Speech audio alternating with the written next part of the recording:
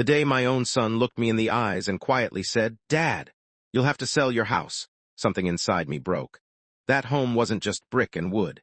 It was where my late wife and I raised our children, celebrated birthdays, and dreamed about growing old together. I asked him why selling it was the only choice. He lowered his head and whispered that there was no other way. I believed him because fathers believe their children even when the truth hurts. Just a few hours later, I watched him hand over the keys to a $1 million mountain cabin he had just bought for his father-in-law. Everyone clapped. Everyone smiled. I quietly turned around and walked away without saying a single word. If you enjoy emotional family stories with unforgettable twists and meaningful life lessons, I'd truly appreciate you subscribing to Behind Dad. Before we continue, I'd also like to mention that the pictures shown throughout this video are creative visual dramatizations inspired by this story. They help bring the story to life, but are not real photographs from my family's life. My name is Thomas Walker. I'm 76 years old, and until that day I believed my son, Daniel, would always protect me the way I had protected him. My wife, Susan, passed away 4 years earlier after a long battle with cancer. Before she closed her eyes for the last time, she squeezed my hand and whispered, "Promise me you'll never let this house disappear. It's filled with our love."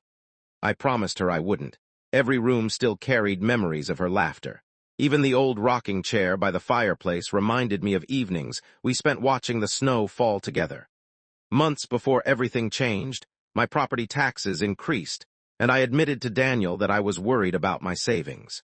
I wasn't asking him to rescue me. I only wanted advice. He immediately suggested selling the house before things became worse. He insisted it was the smartest financial decision. I trusted him because he worked in real estate and understood these things better than I did. I even thanked him for trying to help. The very same afternoon, my neighbor called to congratulate Daniel on buying his father-in-law a luxurious mountain cabin worth nearly $1 million. At first I laughed because I thought it had to be a joke. Then he sent me photos.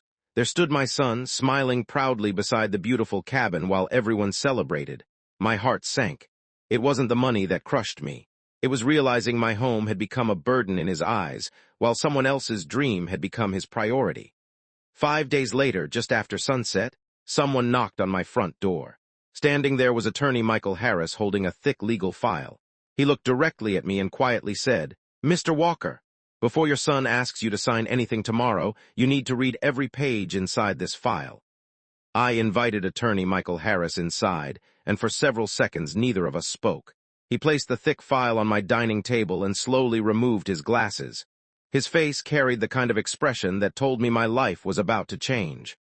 "Thomas," he said quietly, "I'm not here to frighten you. I'm here because someone believes you're about to make the biggest mistake of your life." My hands trembled as I opened the file. The first page contained documents connected to my house. The second page made my heart stop. My home had already been listed for sale without my knowledge. My signature appeared on several forms, but I knew immediately they weren't mine. I looked at Michael in disbelief. "Those signatures are fake," I whispered.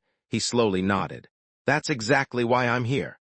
He explained that the title company noticed unusual differences between my real signature and the documents submitted by Daniel.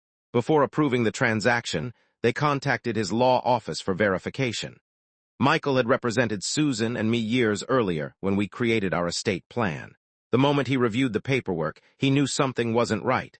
Then he carefully placed several bank statements beside the property documents. "There's something else you need to know." My eyes moved across the pages until I saw a recent wire transfer worth nearly $1 million. The money had been used to purchase the luxury mountain cabin for Daniel's father-in-law.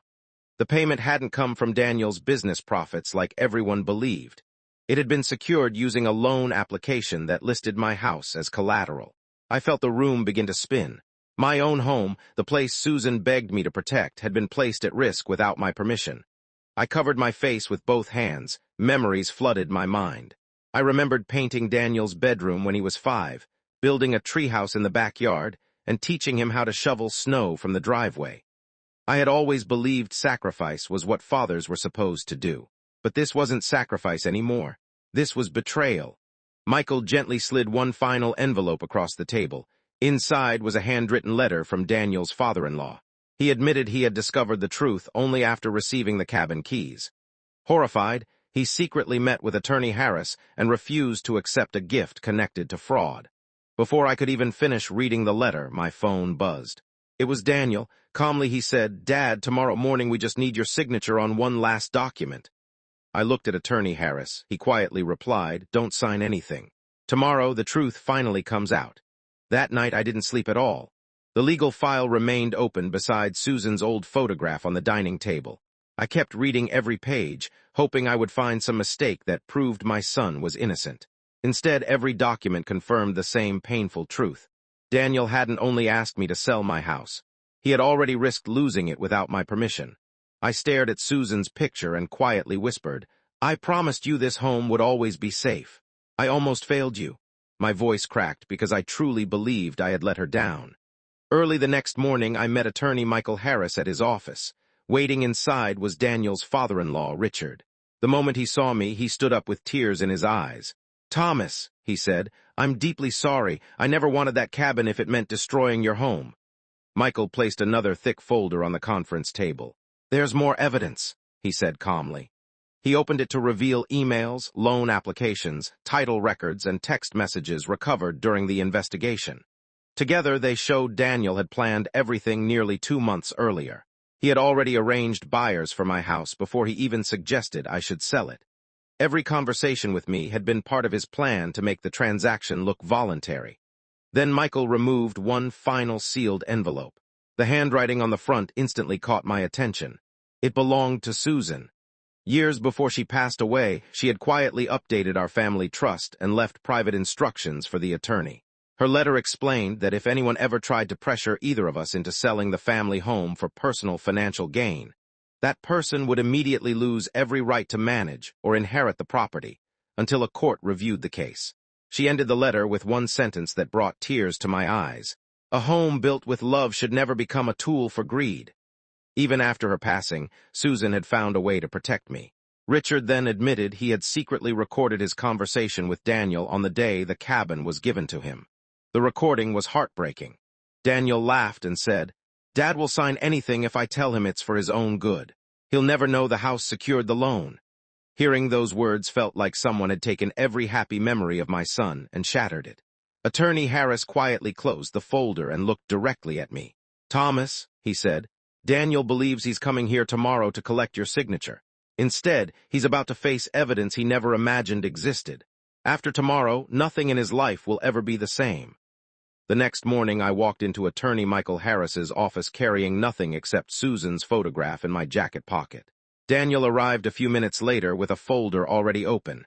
He smiled and pushed the papers toward me.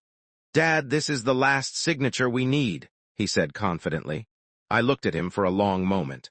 Part of me still saw the little boy who used to run into my arms after school. The other part saw the man who had quietly placed my home at risk. My heart broke because both people were standing in front of me at the same time. Attorney Harris calmly placed Susan's trust amendment, the forged property documents, the loan records, and Richard's signed statement on the conference table. Then he pressed play on a digital recorder. Daniel's own voice echoed through the room. "Dad will sign anything if I tell him it's for his own good. He'll never know the house secured the loan." The room fell silent. Daniel's face turned white. He looked at Richard in complete disbelief. Richard slowly stood up and admitted he had already returned the $1 million cabin. He refused to keep a gift connected to lies and fraud. The purchase had been canceled, the loan frozen, and every document had already been handed over to the investigators. Daniel slowly dropped into his chair, covered his face, and whispered, "Dad, I ruined everything." I quietly answered, "No, son, greed ruined everything. The truth simply brought it into the light." A few weeks later, the court confirmed Susan's trust amendment was valid. Every forged document was canceled. My home remained legally protected, and Daniel lost every authority over my finances and future estate. I stayed in the house Susan and I built together.